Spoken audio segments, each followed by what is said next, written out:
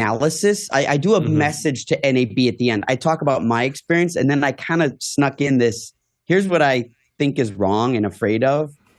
And they never responded. It's done with love because we care about it. But NAB's bleeding out. And 55,000 this year after being up at 120,000 in years past. Yeah. It was amazing. Yeah, you could feel it. Yeah.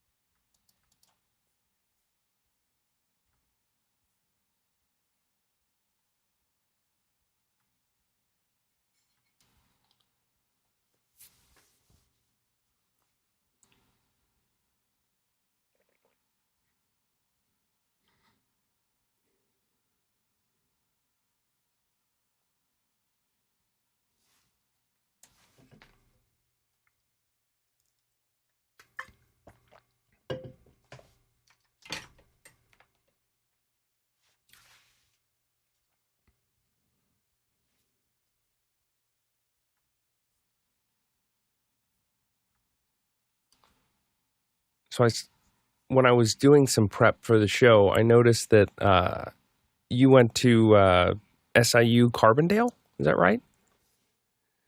So that was like the one, it hit the cosmic lottery they got 2 eclipses within 6 years that got totality right over Carbondale. That's amazing. Very good trivia there. Yes, the 2 in a row, which is very, very rare. Very rare. Yes. Are you from Southern Illinois or Illinois? No, I'm from Chicago. I'm from Chicago. Oh, but that's great. SIU. Yeah. My wife grew up in Bridgeport. I lived in Chicago for 10 years. Oh, nice. Beautiful town. Indeed. There we go. I was one of my favorite videos around that eclipse in 2017 was Tom Skilling from WGN. We saw the totality. He was just weeping with joy. It was amazing. Yeah, that's pretty amazing. Mr. Tom Skillman. Yeah, those names. I still get a kick out of the call signs for WGN are because they used to be owned by the Tribune, and it's world's greatest newspaper. That's right. Wow, you're good with your Chicago trivia. I'm impressed. Well, I worked for the Trib for about a little less than a year in their video department, and so I became engrossed in the lore. Indeed. Back before they got kicked out of their beautiful office building downtown. And turned into condos. Ouch. There used to be an elevator. Well, obviously there still is an elevator, but when I was there, you could take the elevator up to like the 23rd floor and then go out on a little terrace you were kind of up with the finials and the gargoyles and stuff, and can look out. But if you went to the 22nd floor, you ended up at the Pandora offices, and it was just like the coolest office, and it opened up like right in their lobby, and everybody's like, "What are you doing here?" I was like, "Oh, sorry."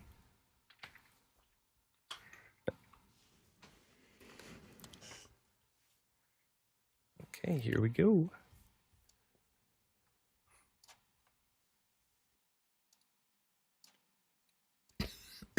We're the one panel that can almost keep up with Michael's look.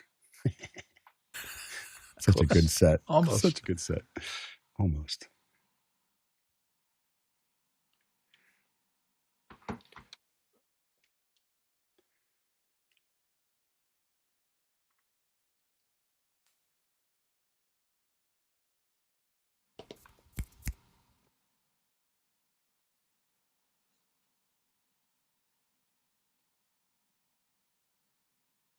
Hi, good morning, everyone. Welcome to Office Hours Global, where we answer your questions on media and production 7 days a week.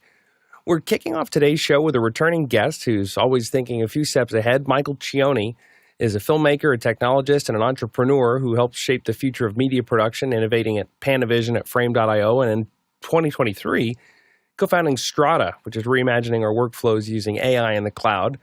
We're going to show off some of the latest capabilities today, give us a glimpse into where things are headed. So, Michael, welcome back. Thank you so much for having me. Good morning, everybody. All right, so what do we got? Well, you know, it's funny. You read that bio, which sometimes bios are written, sometime in the past. And what's a really interesting story and really good for entrepreneurs and creatives in general is a friend of mine, Joseph Barkley, always says, when we look at data, we must look at data with sober eyes, right? And we have such confirmation bias in anything that we do, right? And we look for the data that has, let's just say, vanity metrics that make us feel like what we're doing is working, right? We all are victims of this. And if we have the ability to look at the world with sober eyes, then we can see the data for what it is. And what we learned when we started Strata exactly 2 years ago, is that we started building it with AI enrichment technology in the cloud. And we spent a lot of time and money building AI enrichment in the cloud. What happened in our beta is the users said, we love your metadata enrichment technologies, facial recognition, transcription, translation, emotion detection, props, things like that. But they said, none of the data I want to analyze is in the cloud. It's all on hard drives. So if you think about it, I suspect what we learned with looking at sober data is we built the right product in the wrong domain. Because what we suspect is that 90% of people's footage is on a hard drive and only 10%, this little sliver, is actually in a cloud and readily available. And that's really interesting. It sounds obvious when you repeat it later, but when you're building ideas, a lot of times it's not obvious. So you could ask yourselves and anyone watching, you could say, where is my data? My guess is 90% of it lives on a RAID, a SAN, a NAS, a bunch of drives all over the place, and only 10% is in the cloud. And the reason for that is because, one, your camera files are too big. Two, the internet you have is too slow. And three, cloud storage, which you have to rent month over month, is too expensive. Those three properties are owned by different companies with different, interests, and they're moving away from each other. Cloud companies don't want to lower their prices. Internet service providers always favor download over upload, and camera companies are building 17K cameras, like this new one from Blackmagic. So there's always a bigger file. So what we had to do is re-engineer Strata to connect to the edge and make analytics happen at the edge, and the edge referring to your own hard drives. And in that process, we realized, well, if a cloud is just someone else's hard drive holding your footage, why can't it be your hard drive shared like a cloud? And we started engineering a completely new path of technology that allows you to turn your local hard drives, your local disk, your desktop, anything connected to it, an SMB share or a NAS or a SAN or a G-RAID, and turn those into clouds instantly so that you can share your media with anyone else without having to upload it to a cloud in the first place. So Strata is becoming a be your own cloud, where most people want to make clouds behave like hard drives. I'm trying to make hard drives behave like clouds. I see. And you've got I know that we've got guys set up with a little bit of demo. Are we able to take a look at what you're talking about? We're going to give it a try here. So I'm going to share my screen first and take a look here. And you're looking at Strata in a web app. But before I really get into that, I want to show you this. This is going to look a little funky, but this is the type of group that this would make sense. You're looking at a webcam of a YouTube Live of a MacBook Pro M2 computer. So that's what you can see here. And there's a little story we can discern from this. First, it's 7:04 a.m. And if we look at my computer, it's 7:04 a.m. here in California. We can also see there's a drive connected here. This is a G-RAID. We can see a camera magazine here, different type of drive. And we can also see, if we look really closely and I zoom in, we can see those drives are mounted on the desktop of the computer. And this is a LucidLink, which is a soft-mounted virtual editing cloud, right? So there's that. I've got a folder here. And right there, as small as it is, that's Strata. Strata is running what we call the Strata agent on this MacBook Pro. That agent allows me to turn any drive that I want or any folder on the computer that I want into a remotely accessible cloud through a web browser like Chrome. The last thing happening here is you can see I've only got 11 megabits of internet, which is pathetic Southern California internet. So nothing special here, actually very poor internet, which is why my video is probably stuttering. So we can see this is not my machine. This is a separate machine. And we're just looking at it. Now watch what happens. If I slide this over to the right, we can see the G RAID here sitting idle. But we can also see here in Strata, I can see Guy's computer. Guy, maybe on your agent, if you turn on a drive to connect to it, maybe I'll be able to see that in your Strata agent.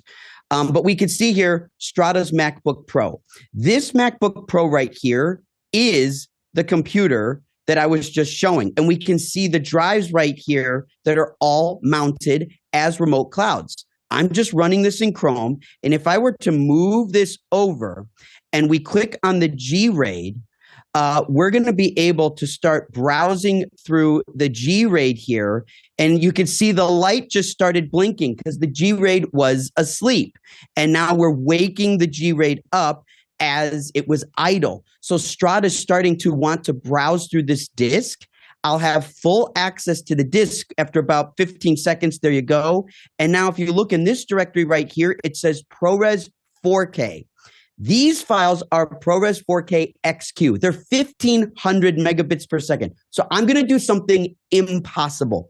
You can see some of these files, 23 gigs, 29 gigs, 36 gigs, right? 36 gigs at 1,500 megabits per second. But remember, our bandwidth is only 11, right?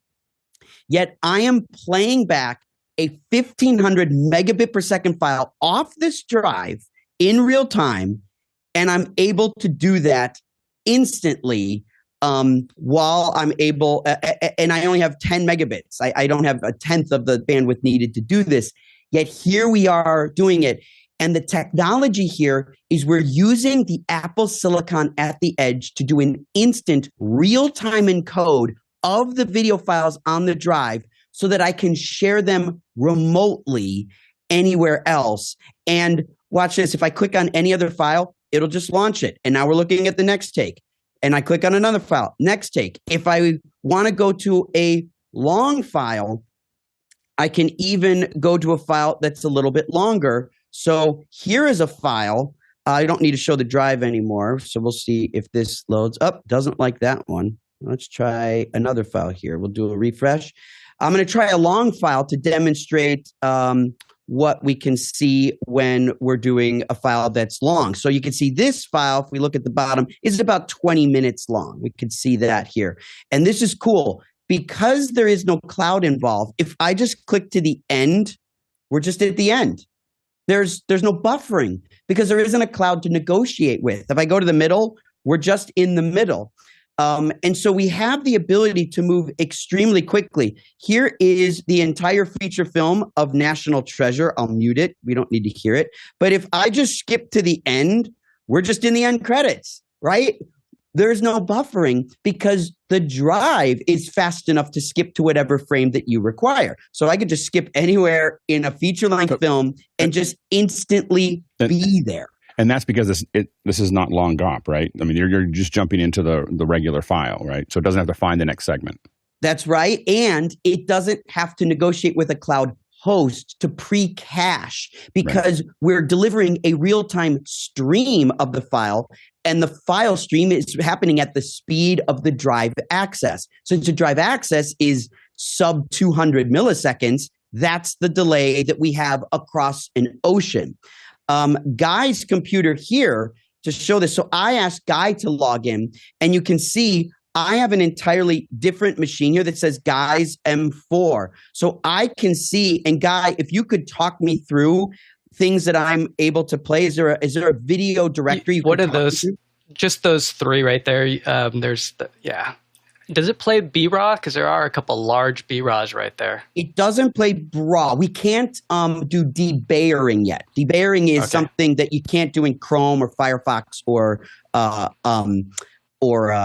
Safari. But what I'm doing right now is I am connected to Guy's M4, so I'm able to see his directories and play back his files off of his drive here in California. He's about 1,500 miles away, almost 2,000 miles away up the coast. And I'm able to access everything he gives me permission to instantly and begin to share those. And if I wanted a copy, I can click download and I can initiate a download. And Guy, I just downloaded that asset peer-to-peer. So look at this, the crystal glass polygon, I now have that file locally to me, and we didn't have to pay the AWS tax man anything, not a cent. There was no AWS involved in this exchange. That's profound. That's totally new. This is access peer-to-peer for the first time in a fully collaborative player, high fidelity professional video experience.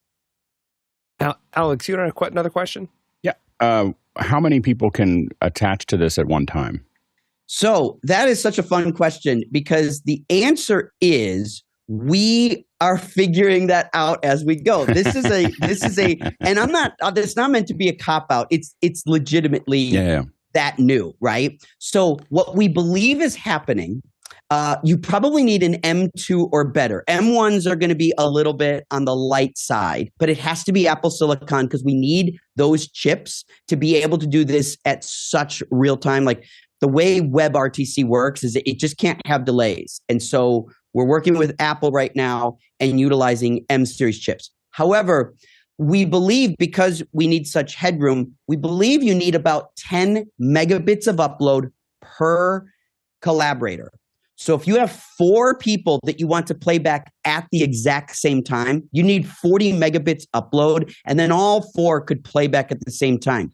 If you have 4 collaborators, but only 1 or 2 need to play back at the same time, you only need 20 megabits upload. The statistics suggest that if you're a team of 10 or 20, only maybe 15 or 20% of your entire team are accessing files concurrently, right?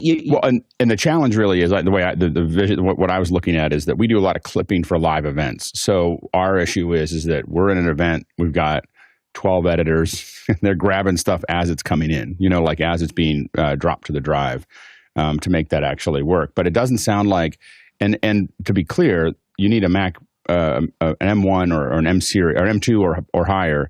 But someone on a PC can get on the other side of on a browser and just simply open this up and download it?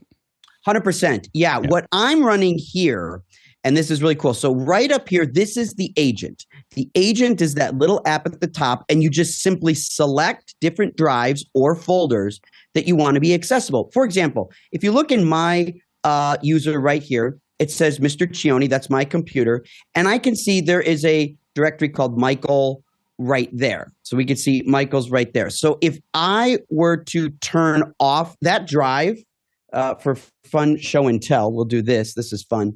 This is the Michael drive. So we can see there's the Michael drive. It's a little USB powered small hard drive. So that's that drive. Let's get me back in focus. Okay. And does it have to be video or can it be any file? The player can only play back video assets and audio assets. We play ProRes. We play DNX. Right. But if I wanted to put something else up there, you could put download it. It would just show a file. Like if I put an E57 scan or something like that up there. 100%. I can download anything because we can do peer-to-peer downloading, but the player obviously is not going to play a CAD file, right? Yeah, okay. Exactly. So, but if you see this little Michael drive right here, I'll go to, let's do that. Let's actually go to a DNX. This is actually an Avid DNX file. So you can see it's DNX 444, and we can play that back. So I'm playing back Avid DNX natively, 444, again, with bandwidth I don't have. Now, if I wanted to get rid of this account, I could simply go here and hit the checkbox. And now while I was in session with that drive, I just killed that drive. I removed it as a cloud. So because it was being active, the player crashed. But you can see now there is no more connection right here to that Michael drive because I disconnected it. And is there a lot of CPU requirement? Does it like, could I use a base level M4 Mac Mini as kind of my drive server? Absolutely. This is where Apple has done something really interesting. And your team and the viewers here, you should really dive into this. This is fascinating. Think about it. Apple is one of the only companies in the world that are investing billions at the edge. Almost everything you read or see, what Jensen's doing and so on, they're investing in cloud computing. Now, that's not wrong. That's not bad. That's its own thing. But Apple's betting on the opposite end of the spectrum, right? You notice they're saying we're going to put all this effort and money and build our own chipsets for power at the edge. Now, most people use computers for just web browsing, but Apple's selling $3,000 laptops. They are saying, they're betting that it's not just going to be web browsers. You don't need a $3,000 M4 for Chrome, right? But what else can you get it to do? That's what we're taking advantage of. We are aligned with Apple in that we're betting that compute and AI analytics and AI enrichment is going to be preferred at the edge and not in the cloud. Apple's placing that bet with their hardware. I'm placing that bet with my software. And so what we'll be doing is adding the ability to connect, adding the ability to analyze and transcribe and translate and face detect and search, all with your enrichment being done on your machine, which will cost you zero. See, cloud companies are kind of like WeWork when you think about it. This is something my brother always points out. I was going to say drug dealers, but... Okay, all right, there's that. That's a little sharper. But they're kind of like WeWork, because what is WeWork? They would rent space from a landlord, and then they'd spice it up and then re-rent it to users, and you pay them, and they make a margin based on what the landlord's charging them. But there's problems with that business model because the landlord's actually controlling how much things cost, and WeWork eventually collapsed. See, products that are built in the cloud aren't often clouds themselves. And so they are renting cloud storage and then upcharging that and passing that on to you for a specific experience. If we can make the same experience or a percentage or most of that experience without having a cloud, then not only can I improve my margins, I can lower the price to eliminate the cloud tax, which is something that nobody can get out of. And so we are building this thing to be extremely inexpensive because if it's your computer and your compute, your drives and your ISP, I don't have to charge for any of that. So we're talking about enormous discounts compared to other collaboration tools and storage. And when you're transferring peer-to-peer, like I was doing with Guy's material, being able to transfer peer-to-peer means Guy doesn't have to upload it to a cloud service first. Normally, if Guy's going to share something, he has to upload it, right? So you need a WeTransfer or a Signient or a Dropbox or some other cloud service. Guy has to spend that time uploading. Then he has to initiate a link. Then he's got to send me that link, and then I have to download. But in a peer-to-peer experience like Strata, it's all self-serve. If I have permission to Guy's directories, then I could just pull what I need, and it's a single transaction because I'm just doing a download instead of Guy uploading first and then a downloading second with that time in between. So these are all things that not only save a tremendous amount of time, but they are literally eliminating the cost of certain tools. We've got a quick one from Courtney, and then we actually have some questions stacking up from the audience. So I want to get to those as well. Courtney, go ahead. So a couple of questions. So as I understand the architecture here, it's Strata is run as a host on your local machine, on your, let's say your M4 studio, and then clients on your local area network can access that host via just a browser. And Strata is doing real-time transcode to, I don't know what, H.264 or RTS, something like that, and that is being served to the clients, as well as the remote clients. If, let's say, Guy was to access images and files on your host drive, he would be accessing that over H.264 or 265 via the client.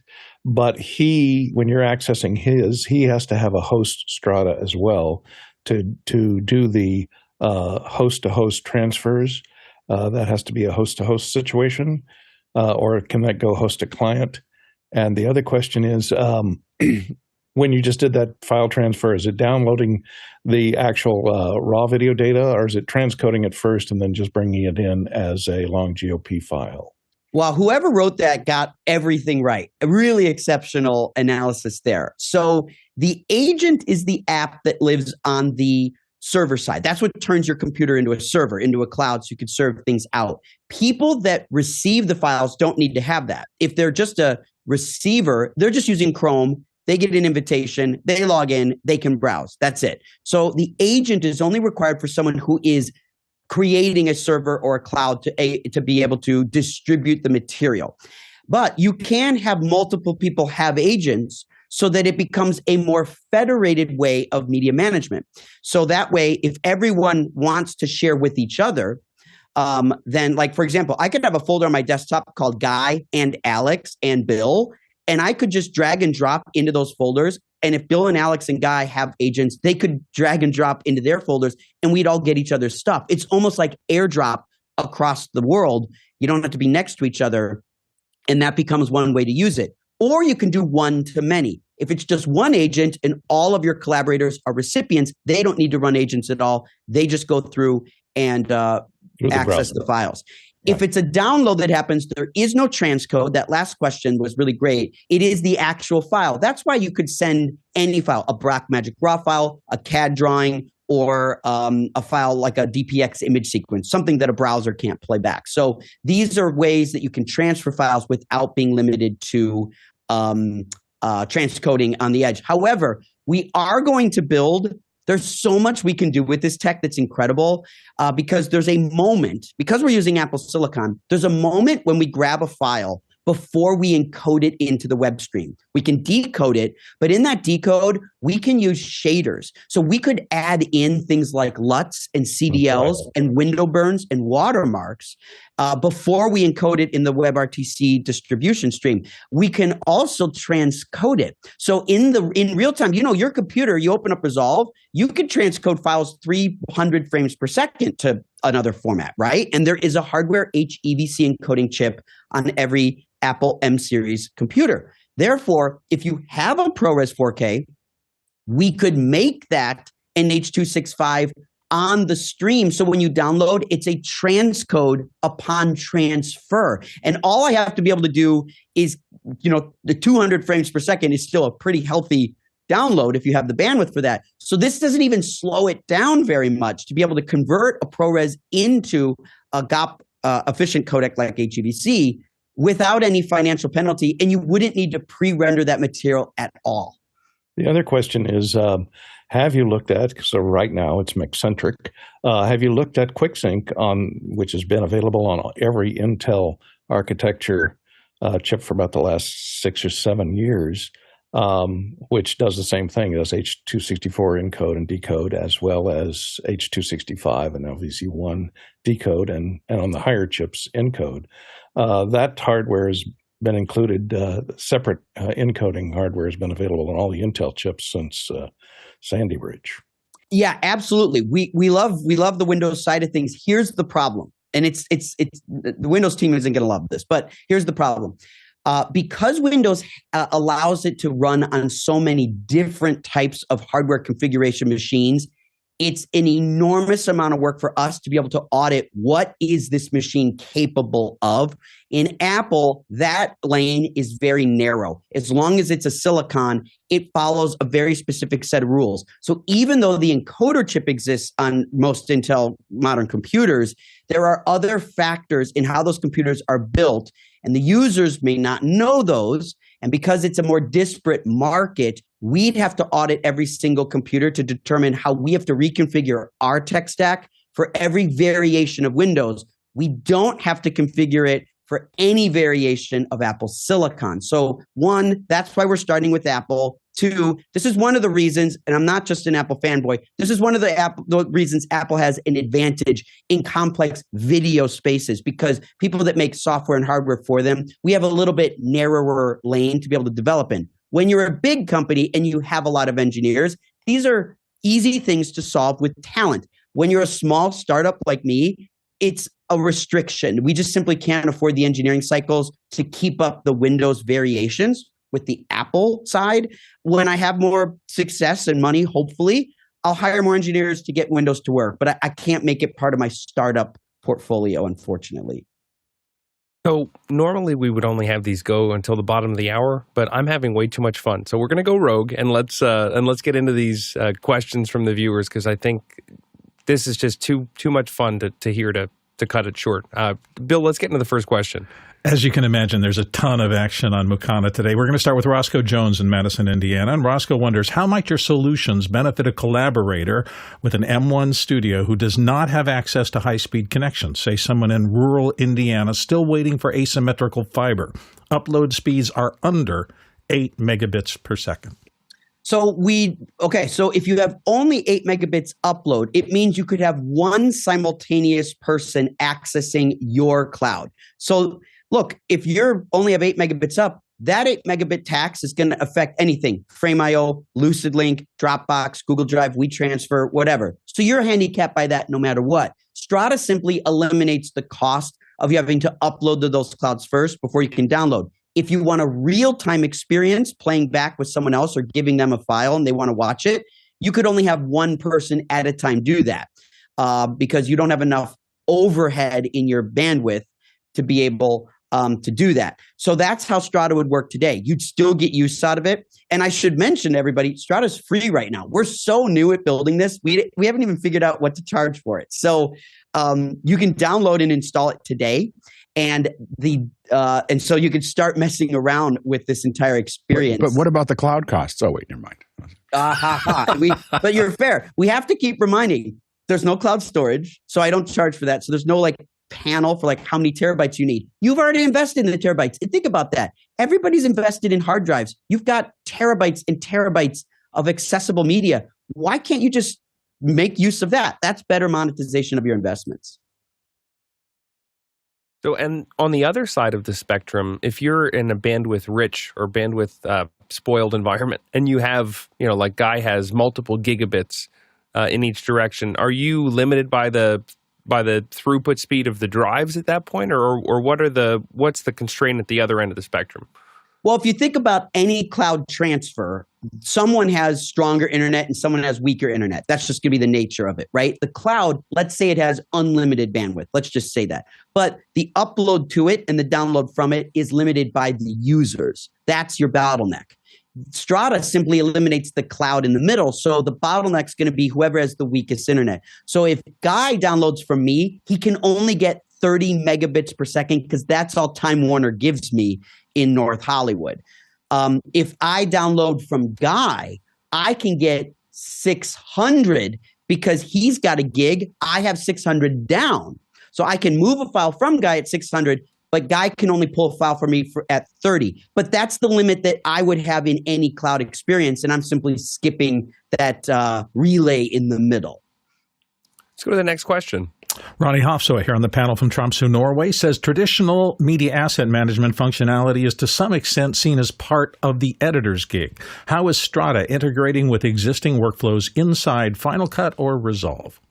That's great. Well, we will be building a panel integration experience. Today, Strata, you mount like you see here on people's computers with drives. But we will be building a soft mount option so that it can mount just like LucidLink. In fact, this directory right here is LucidLink. I am resharing LucidLink right here. And if I click on these files, I'm actually playing back files in Strata off LucidLink. So LucidLink is a soft mount cloud experience. We are turning Strata into a soft mount remote experience. So you could turn your hard drive and it could be mounted locally on someone else's computer. Therefore, they could then bring files into a timeline like they would today, except the drive isn't LucidLink and it's not local, it's remote. So we're working on connecting editors by virtualizing files using this technology we've built so that it's more accessible without even having to upload and download. Today, you could just select a bunch of files and hit download. So if you're an editor today, we don't have a panel yet. Instead of being delivered a drive or having to wait for a Dropbox to upload or something, you could just grab a bunch of files and just download them locally and start editing. So if Guy had all the footage I need, I could just go to Guy's computer and just select all the files and download them all. And then I could start editing them instantly without having to wait for anybody to upload or pay. Guy has good internet, so his upload isn't that big of a penalty. But storing that in the cloud, there's your tax, right? And so Guy would have to manage that media, rent that storage, decide what to keep and delete over time, decide who has user access and not. All of that stuff is a tax that we've eliminated to help editors collaborate. Next question. David Brady in New York City comes in with this is all well and good for local peer-to-peer access, but what about the enterprise? Our corporate firewall is deny all. Yeah. Well, there's a couple of answers to that. Secure peer-to-peer connections are encrypted. So this is an encrypted peer-to-peer. We are building a 2FA authentication. Today we use OAuth as the standard login experience, which is pretty standard. But this is technology that is so new, we need to be working with other agencies to determine what security requirements they have. Now, my one beef with security, I'm certainly not anti-security, but my one beef with security is there's a lot of companies who have chief information officers or CTOs in some cases where they are maybe not as astute in the security space. So they run harder rules. And a lot of them are just saying air gap. When I hear air gap, I tend to feel somebody's covering for a deficiency because there's no reason that you should require an air gap experience. That to me is the laziest way to secure something. More astute, more experienced, and more ambitious security people will build ways to make things safe and online at the same time. And they need to make it possible for us to evolve into that space. Otherwise, we fail to innovate and discover and learn. This peer-to-peer experience is different. It's new. There isn't a lot of tech in the world doing what we're doing. In fact, in the exact case we're doing it, we're the only ones. And so we need to be working with people who have an open mind to how they want the security to build, because technically this is not TPN certifiable because TPN hasn't caught up to this type of technology. So these are the types of things we have to work as a community together to be able to make things secure and safe. However, the number one thing that's really important here is there is no essence of the file in the cloud anywhere. When you delete a file in the cloud, everyone knows it's not really gone. It's not actually deleted, right? There's essences of it all over the place. With Strata, if I literally unplug a drive, it's the most secure in the world. It's offline because it's a hard line. Everything here in my Strata account, everything here is hardline connected. And simply by pulling the plug or disconnecting it through the checkboxes, unconnects it from cloud access. And that's like more secure than a cloud could actually ever be, because nobody can hack into a drive that is not plugged in. And if you're really hyper secure, once a file is transferred or accessible, then unplug it. And now you've introduced the air gap experience, which I said is the most lazy and conservative, but you can introduce that easily into the Strata workflow. Next question. Steve Uroff in Madison, Wisconsin's up next. Does it rely on cloud service to be the web host for the content handled by the on-premises M-Series Mac? No, it's all you. It's your computer doing all that. Your investment is now being monetized. I always say the best money you can make is money when you're asleep. And if your computer is running, and these computers, these laptops and Mac Studios, they're designed to not shut off, right? It's always, you ever run into those people that shut their computer down? You're like, what are you doing? Like, it's kind of weird. Like, you don't have to do that. They're designed to run forever, for many, many, many years. And so your computer is the server and effectively the cloud, which is really, as we know, just a server, right? The only cloud experience used in Strata is the air traffic control management. So my software simply manages authentication, passwords, and connection, establishes connections between computers. We're using a cloud. The Strata brain is in the cloud because it's managing the controlling of everybody's permissions. But that's it. But there's no media that goes through Strata. There's no assets running through Strata. We're not caching anything. We can't see anything because everything is peer-to-peer. And if you have that really rich bandwidth environment, like if I have a 2 gig up connection and I can serve many, many, many clients, what's the what's the protocol that's allowing that one machine to go and then talk to all those other ones without having a middleman? So we've built the tech stack from scratch to make that possible. But the encoding we're using today is WebRTC, and we generate an HEVC file, which is what you see on the other end. The envelope, the envelope that HEVC is in is a WebRTC transport. However, we're building our own version of that because WebRTC is powerful, but it's not as powerful as we want it. We think our users are going to expect more. So we're starting to build our own entire transfer protocol to make this work even better. We're betting so much on this that collaborating and sharing without the cloud is so much better, not marginally better, but like orders of magnitude better, that we're investing in building our own protocol to be able to make it perform as good as local experiences are without having a cloud in the middle. Next question. Ronnie Hofsoy and Tromsø Norway is back with this one. Are there any advantages or disadvantages to using different types of storage with Strata? For example, is a NAS better than internal SSDs, or does the Strata agent operate independently of the storage type? Oh, that's a great question. The answer is we support as many connection types as possible. Now, what works better? Well, if you're playing high performance files, then the drive is the requirement. So if you're playing ProRes 444, you need a drive that can play 1500 megabits per second. That's pretty easy these days. Or raw files, maybe 2000 megabits per second. Those drives are pretty readily available. What I love are Glyph drives. Glyph is my high performance drive for shuttling and small. When I need a small drive that's high performance, I always use Glyph. And when I want a big RAID, I use OWC. I have a couple of Thunder Bays. They're amazing. They're super quiet, very low heat BTU output. And those are kind of the two seesaw ends, like Glyph for my small stuff and OWC for my big stuff. And then if I have to do relay systems that have mirroring, I use Synology. And Synology becomes a redundancy. Because the downside to Strata, if you're your own cloud, you aren't backed up that much. Clouds have much more redundancy, right? But if you use a Synology situation, which can back up itself and mirror itself, you could have two Synologies that back each other up as agents in two different locations.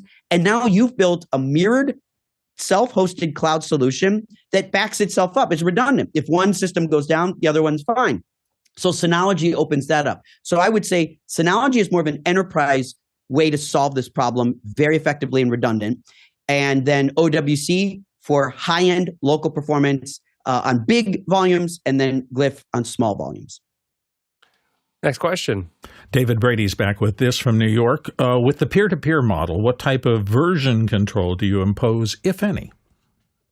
Could they reiterate what they mean by version control, or could you tell me what you think they mean? I'm not sure if David Brady is online. Let's see if he pops into the chat real quick. He is in the chat, and we could elaborate on that in just a second. Why don't we move to Peter's question, because it actually touches on something that Michael was just talking about with the Synology, and then we'll give David a chance to elaborate a little bit. Go ahead. Absolutely.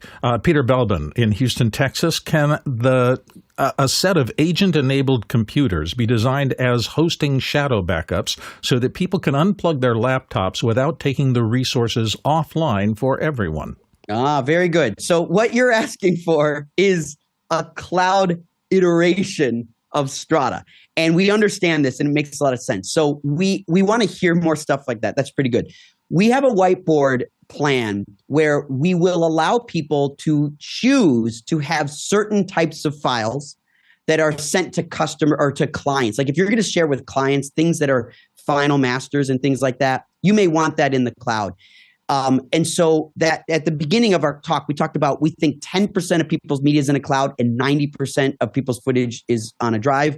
That 10%, Strata could be that 10% as well. So we actually think that when we send review links for client review or something like that, a final deliverable, you may want to put that in a cloud cache. We think that's a rolling cache. What you do with products like Frame.io is you have to buy 2 or 3 or 4 terabytes of storage. Whether you use it or not, you're paying for it every single month. With Strata, I could have a rolling cache, and if you had a terabyte of rolling cache, that might last you forever because all the media would just live in there for like 60 days and it would be cloud accessible for 60 days. And if you wanted to pay for it longer, I guess you could. But there are instances where we think will allow you to have a cloud hybrid connection with Strata for specific types of media. But that would never be useful or practical or feasible for raw files, right? Because if you have 50 terabytes of raw files, the cloud is like the worst place to store that. You can't see them, you can't play them, you can't afford them, right? So this is where we believe these people that are peddling the cloud is the solution for everything, just put everything in one place. It's a lie. It's impossible. It's financially a quagmire. And there's no such thing as a single source of truth. Everybody that owns a cloud thinks they can convince us, just put everything in our cloud and everything will be a single source of truth. But the truth really is that every time a collaborator makes a new asset, there is no single source of truth. They've created something locally. So how are you going to sync all that together? That's why I believe a more federated versus centralized is a better way to work. And federated sharing, we believe, is the future of collaboration, not centralized sharing. And then to get back to David Brady's question about version control, he mentioned that he often works in a newsroom type of workflow, checking files in and out. So open sharing and all that's out the window. So it basically individual contributors, all the others aren't getting in on there. Yeah, we'd have to dig deeper into that specific workflow. I think there's a lot of value with news and sports with this because it's so fast. And I want to pause and show you something crazy here. I've been doing another experiment. There's one more magic trick left here. This is, hopefully you can see this. I'll lean it over. This is the Blackmagic Ursa, the Cine LF. This is the new 12K LF camera, okay? This camera has something really remarkable. Blackmagic, very underrated, still very underrated. As popular as they are, they're still very underrated, especially in the high-end cinema community. But this camera can do a couple things that nothing else can do. One of the things is that it has Wi-Fi ability in it. So you can see right here, there's these antennas right here. Give it a Wi-Fi connection. Well, this camera is actually rolling right now. It's been rolling since we started, and I think we've been rolling for 47 minutes, okay? Now I want you to think about this. If you look back at my screen, on my desktop right here, you can see this little drive. I'll move it down here. It says MM1. That is the SMB mount. If I hit Command K, you can see right here, you can mount Blackmagic drives locally over the same network as an SMB share, similar to like a Synology drive. So I'm able to connect to the Ursa on a local area network, and it shows up right here, and I can see that there's a Blackmagic raw file that's now 372 gigs. It's still rolling. This camera is still rolling. And there's a proxy directory right here inside this drive. Well, look at my Strata agent. You see MM1? Remember the drive right there? Strata agent allows me to select the Blackmagic soft-mounted drive and use it for resharing. So if I go to Strata in my web browser, then I can actually see the MM1 connection right there. And right here, if I cut the camera, I'm going to cut the camera right now. We'll go 1, 2, 3. I will cut the camera.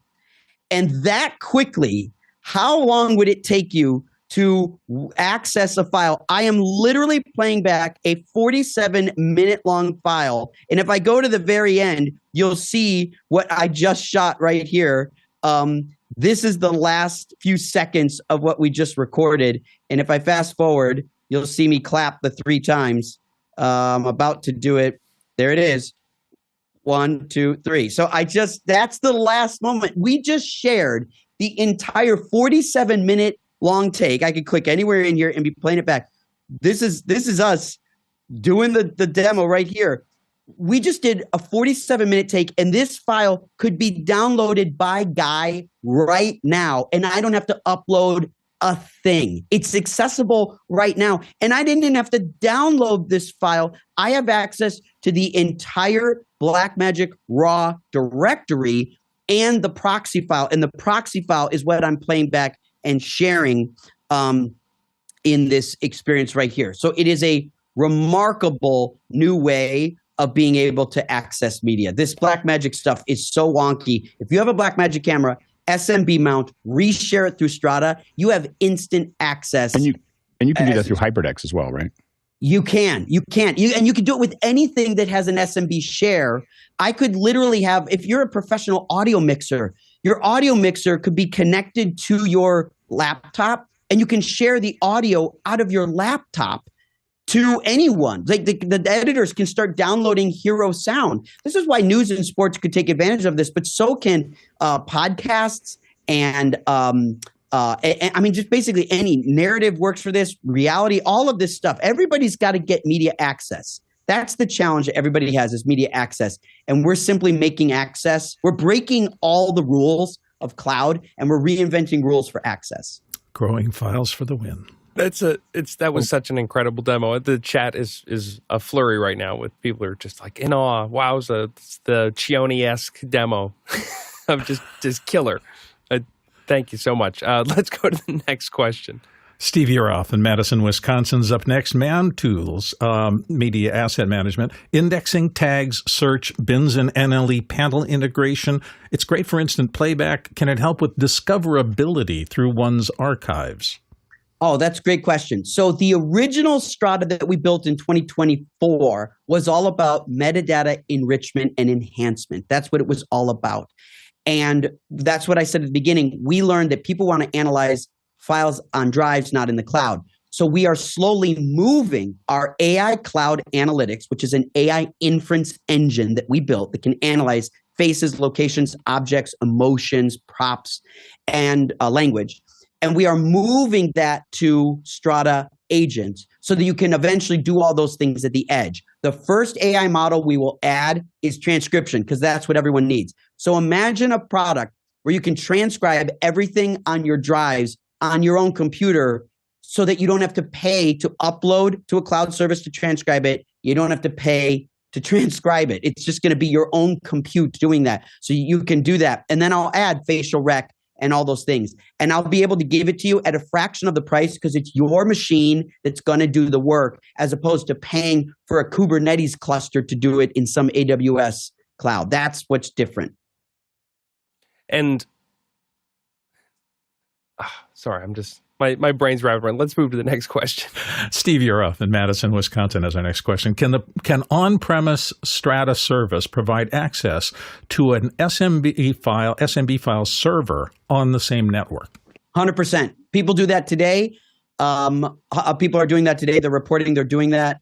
And I think Synology is one of the most common configurations that people are doing that exact workflow. Next question. Ronnie Hofsoy in Tromsø, Norway says, will comments be time-stamped and synced to specific points on the timeline, and are they exportable or visible in NLEs like Final Cut, Premiere, or Resolve? That's great. If that was Ronnie. So I will show you. Here is a picture of what's coming in July, probably late July. We are adding commenting, and the commenting will be timecode accurate. So you can see here a comment right there. The dots represent where the comments take place. And one thing we've added in the commenting world, because I used to work at Frame.io, and I think there's something Frame.io missed that I noticed in my own experience, which is commenting is so global to people that have access to the file, it's almost awkward. I don't want people to see my comments, not everyone to see my comments. So what we added in here, you can see the little 2, we added DMs. So this is a global comment. You type, everyone in the asset can see it. This little lock is a DM. So you can DM comments timecode accurately to specific people simply by typing their name, like a text message, and only they can read those comments, and they're mixed with global comments at the same time for maximum efficiency. Next question. Mickey McAchor says, when should I expect integration in my Sound Devices 8 series recorders with Viviana Cloud boxes? Very cool. Well, we should talk to Viviana Cloud, of course. I know them very, very well. And so I will look into that. Maybe that's a great thing to be thinking about. We will work on that. Now, Michael, I know that you came here and we've talked about utility, AI, and all the other things there. But with what happened last week, with VO and everything else, we do, while we have you here, need to get your opinion on where creative AI is going, Gen AI. Yeah, absolutely. What Google announced last week and showed was remarkable. I actually think their product marketing team did an excellent job of the whole "we can talk" was just a clever, memorable way to deliver that message. It was incredible. I simply say this: the shorter form content, the shorter your content is in narrative, the more likely that is to be cannibalized quickly. So I would say the cannibalization of jobs and work that is related to Gen AI can be measured by the duration of how long your content is. So 30 seconds is now very, very easy to generate. So if you make your vocation is to make 30-second commercials that are narrative in nature, that is going to be cannibalized first. What is going to be cannibalized last is long form. And I mean way out there. Generating a good narrative that's 120 minutes long is it's honestly like the hardest thing in the world to do. I would argue the two hardest media things to do are a Super Bowl and a good feature-length film. And there's only one Super Bowl a year, but there's good feature-length films all the time. And I think they're both the hardest things to do. Now, no one wants to generate sports and news because we want to consume those in reality. So if reality is what you do, which is 99% of YouTube is reality, it's nonfiction, that stuff's fine. If it's fiction that you do, short form fiction will get cannibalized first. Mid-term fiction, 28-minute episodes, 22-minute episodes, that kind of episodes that I would say are you watch when you're ironing and cooking dinner. Those come second. Features come last. But some people believe that the compute required to generate an entire feature with continuity is so much, it might not even be possible, given 120 minutes of rendering is so expensive and so difficult. And there's so many dead ends too. I mean, if you look at someone who's put together, every day now we're getting 10 or 15 things that look pretty good and they get longer. They were a couple seconds. Now there's 3 or 4 minute. Almost all of them are funny. They're not, they're all designed around enjoyment, but then they show you all the things that went wrong when they were putting it together. And so it's still, there's for 1 3-minute piece, there's hundreds of dead ends that are created to kind of squeeze out of it a story. That's a good point. I have it on good authority from a very clear inside source that works in this space, that in any of these advertisements that we see in reference to what these can do, they're rendering up to 500 versions of the same clip, right, to pick the one. Now, at $3 to $4 per render, the average person just simply is never going to spend that kind of money. But it's still less than 30 crew members sitting there waiting for you to figure out how you're going to do the shot. No, I actually think there might be an asymptote, that there is a point where shooting it is cheaper. There has to be. That's just how math works, right? So you'd have to determine if you had the precision quality that, let's say, you're releasing a new Toyota car that you spent $2.5 billion creating. You're not going to leave that up to chance on some prompt, right? Okay. So if you're releasing a car, then it's possible that it would be cheaper to shoot it than to generate exactly what you want when you want it. Right. But that's up to the person. If you're making a disposable TikTok experience, then one and done is good enough. We were going back and forth on a question a little bit in the panel chat here, and we've talked a lot about your personal cloud distributing out to remote contributors. Is there any ability for them to send it in the other direction? Like, can you make a folder accessible and have it be like a Dropbox for them to leave content? Yeah, so we're building that. We call those drop links, and that would be a push. So today, to be clear, Strata is a pull experience. Guy made a file available to me. I pulled it from his computer. So that's a pull experience. He shared with me a directory. I can do the same.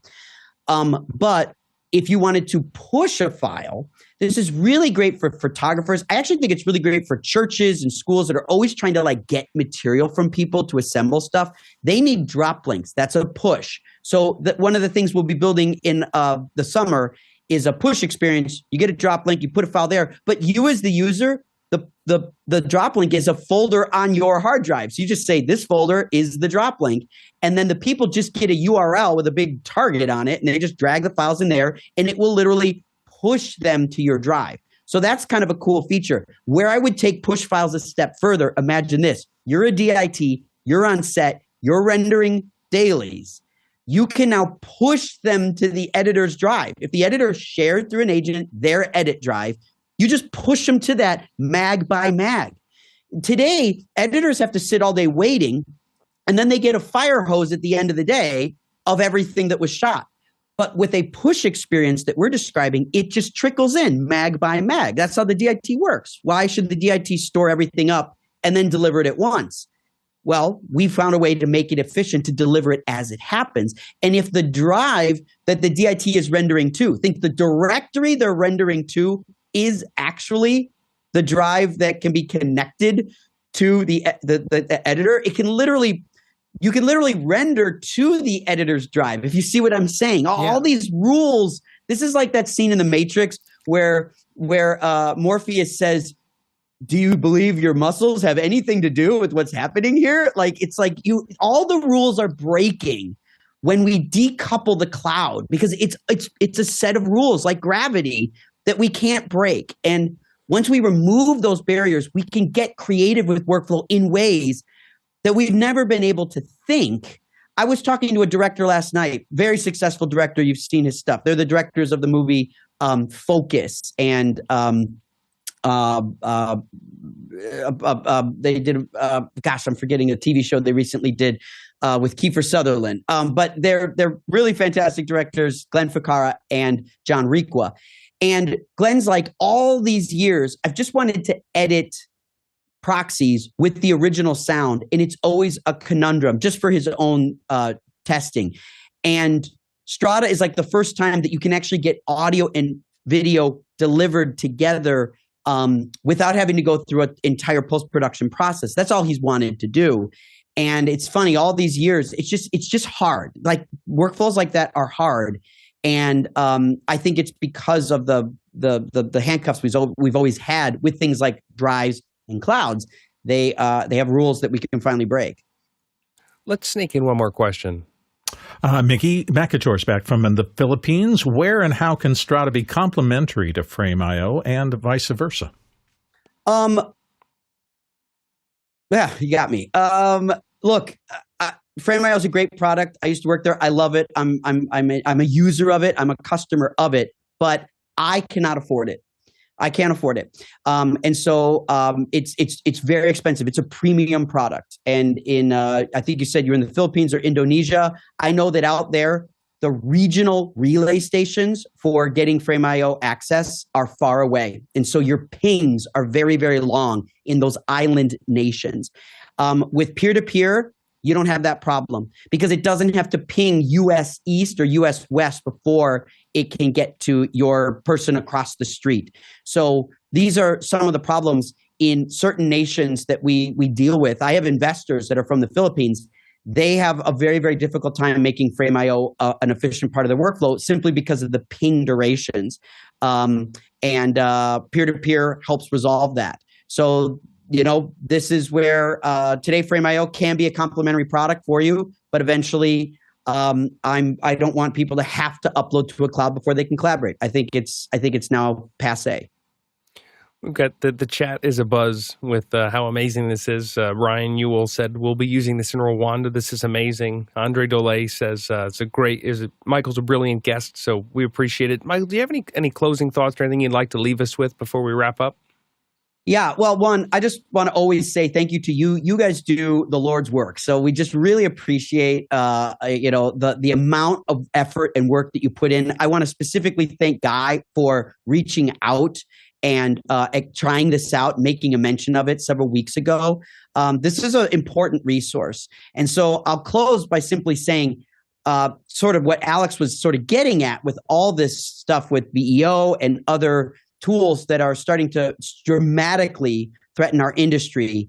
YouTube just announced that they are now 12% of all video viewing. When I was at the Final Cut Pro conference in October, the number was 10%. Now it's 12% of all television is YouTube. On the one hand, for media and entertainment professionals, this is like the submarine scene where all the lights are red and the water is like starting to really compress inside the ship. This is really, really dangerous times. And we need to really be self-aware of that. I talked at the beginning about sober data. I have a lot of friends that are not looking at the data with sober eyes. They're looking for the vanity metrics, and they're looking for the data that supports their own desire, their own interests. And we have to be smarter than that. For the opportunist, this is the greatest wave of independent, what we called indie films. This is it. This is the truth of indie films. And the amount of films and TV shows that are made by anybody, that are consumed by everybody. This is what we've always wanted. Every creative that's complaining that the industry is dying is completely backsliding, because every creative wanted freedom to create. That's what this is. And so we have to look at the value that YouTube is creating in our freedom to generate things. And that's what we got in this industry for. Many of us loved independent cinema. We wanted to work with bigger budgets, but we had the freedom of indie cinema and the freedom to create whatever we wanted. This is it. Now it looks different. It feels different. And I think there's a lot of opportunity. We could talk later about what I think I would do on streaming platforms and web tools and things like that to help the content creator and help the consumer. But I'll just leave it with, this is actually what we've been asking for in a way. And now that it's here, we can't stomp our feet and say, well, I don't like how it showed up, right? Like, this is our opportunity to truly dive in and use this technology to tell the stories, because the world is full of people that want to hit the play buttons, and they can like and engage and subscribe. No, that's what they should do with office hours. And they should do it with all the people that create. And so I'm just trying to build tools. My whole career has been building tools to democratize. I try to exploit democratizing technologies and make them accessible for storytellers. I teach, I show, I invent, I create, I distribute, I test, I fail. And I use all that in service of stories being told. Strata is no different. And I'm just like, but it's hard. This is so hard. It's so expensive and hard, but I'm crying a little, but it's a life that I've always chosen. This is my 4th startup, and I apparently love the tolerance for pain, but I love it so much. And every time I can do a demonstration like this and people get it, I'm so thankful that people are getting it and the light bulbs are going off. Sign up for strata.tech. It's free. Join our Discord so I can get your feedback. You had so many great feature requests this morning. I got a recording of this so that I can start implementing them. And my team, we meet in my house in North Hollywood. 11 of us meet in the living room here every day. And I can't wait to show them the data that we collected from this session. Thank you so much, all. Michael, incredible. Truly. Thank you so much for spending some time with us this morning and for sharing, what's on the edge. Also, thank you to our producers for asking such great questions and helping us go rogue. We had a little bit of an audible today and we went long, but I think it was well worth it. If you had questions in Makana for the regular show, we've sent those back to your notes. And if they were in the QR code, we'll work them in starting on Monday. To the panel for being here, thank you today. It's always a privilege to spend an hour getting smarter. And today, we got to ask questions from all of our different life perspectives, and that's pretty powerful stuff. Finally, thank you to the back-end crew working all the time, keeping the show running, helping us move forward, not only during the show, but also all around it. We cannot do it without the small village that supports us every single day. Tulalak traversal today, 34,000 miles. That's 54,000 kilometers, 266 million bananas for scale. We'll see you in after hours. So shout out to Chris Fenwick for Chione-esque. It was a great edit. We got to see your fill as well, man. That is you beat me. That's a big fill. What are you hanging that on, Michael? Oh, this fillite? Yeah. Oh, it's that's a. You got a menace arm in your living room? I do. I literally do. That is a Cream Source Vortex 8. Running at about just 8%, with Right. a magic cloth. And if you have, big lights far away, always look better. Yeah. So the magic cloth with the Cream Source 8, and then I have my backlights are aperture infini bars. Right. That's good. I have a 3x5, and I always think that it's absurdly big. But when I saw yours, I was like, okay, he's taking it up to 11. And what camera and lens is that, Michael? This is a Panavision DXL. Oh,